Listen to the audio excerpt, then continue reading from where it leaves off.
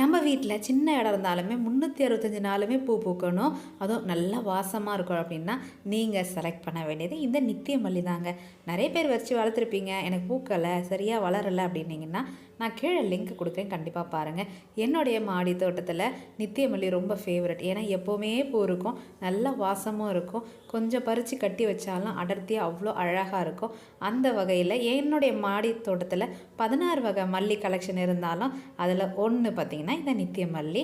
ரொம்ப சிம்பிளாக வளர்க்கக்கூடிய இதை பூத்த ஒன்று ப்ரூனிங் பண்ணி விடணும். ப்ரூனிங் பண்ணலை அப்படின்னா அந்த தண்டு பகுதி அப்படியே இருக்கும், பக்க கிளைகளை இன்க்ரீஸ் பண்ண முடியாது. அப்போ எப்படிங்க பூக்கும்? முடிஞ்ச அளவுக்கு அதை கட் பண்ணி விட்டுட்டிங்கன்னா பக்கத்தில் வேகமாக நிறைய கிளைகள் வந்து நல்லா கொத்து கொத்தாக முட்டுக்கள் வச்சு டெய்லி பூ கொடுத்துட்ருக்கோம். அப்புறம் என்னங்க, நம்ம எதுக்கு கடையில் காசு கொடுத்து வாங்க போகிறோம்? நம்ம வீட்லேயே நிறைய பூக்கள் பறிக்கிற மாதிரி இந்த மாதிரி செடிகளை வச்சு பாருங்கள். பதியம் போட்டால் ரொம்ப ஈஸியாக வளரும். இந்த கிளைமேட் ரொம்பவே ஆப்ட்டு.